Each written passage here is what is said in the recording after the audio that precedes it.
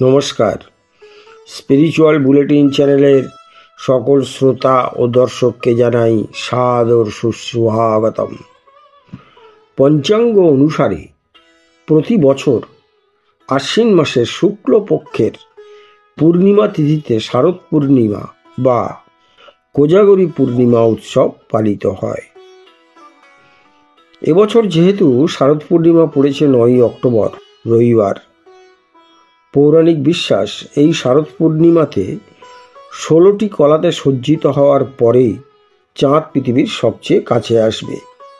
শারদ পূর্ণিমার কোজাগরী পূর্ণিমা কৌমুদী ব্রত এবং রাস পূর্ণিমা নামেও পরিচিত। ধর্মীয় বিশ্বাস যে শারদীয় পূর্ণিমার দিনে সমুদ্র মন্থনের পরে মা লক্ষ্মী আবির্ভূতা হন। এই কারণেই এই দিনে দেবী লক্ষ্মী পৃথিবীতে তাঁর কৃপা বর্ষণ করেন। কথিত আছে এই দিনে চাঁদ দেখলে মানুষ সুস্থ থাকে। আবার জ্যোতিষশাস্ত্র অনুযায়ী শারদ পূর্ণিমায় কিছু বিশেষ ব্যবস্থা করলে যে কোনো সমস্যা থেকে মুক্তি পাওয়া যায়। পৌরাণিক বিশ্বাস এই দিনে মা লক্ষ্মী পৃথিবীতে আসেন এবং তার ভক্তদের উপর আশীর্বাদ বর্ষণ করেন। এই দিনে চাঁদ দেখলে মানুষ সব রোগ থেকে মুক্তি পেতে পারে। জ্যোতিষশাস্ত্র অনুসারে শারদ পূর্ণিমার দিনে কিছু বিশেষ ব্যবস্থা গ্রহণ করলে একজন ব্যক্তির সমস্ত সমস্যা থেকে মুক্তি পেতে পারেন। এর সঙ্গে সমৃদ্ধি ও ধনসম্পদ লাভ করা যায়।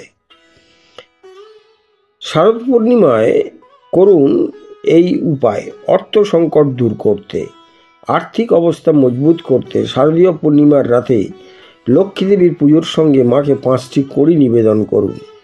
দ্বিতীয় দিন এই কড়িগুলি একটি লাল বা হলুদ কাপড়ে মুড়ে টাকা পয়সা যেখানে রাখেন সেখানে রাখুন। অর্থের অভাব দূর করতে শারদীয় পূর্ণিমার রাতে মা লক্ষ্মীর পূজা করুন। সুস্থ থাকার জন্য বাড়ির কোনো সদস্য অসুস্থ থাকলে শারদ পূর্ণিমার রাতে ছাদের মধ্যে বা খোলা আকাশের নিচে ক্ষীর রাখুন। দ্বিতীয় দিনে রোগীকে সেই প্রসাদ খাওয়ান। পরিবারের সকলে সকালে সেই ক্ষীর খান। আশা করি আজকের আলোচনা সত্যিই আপনাদের খুব ভালো লেগেছে। আর ভালো লেগে থাকলে অবশ্যই লাইক, শেয়ার ও কমেন্টস করবেন। আর যারা এখন আমাদের এই চ্যানেলটি সাবস্ক্রাইব করেননি তারা অবশ্যই চ্যানেলটি সাবস্ক্রাইব করে আমাদের পাশে থাকুন। সকলে খুব ভালো থাকুন, আনন্দে থাকুন। নমস্কার, ধন্যবাদ।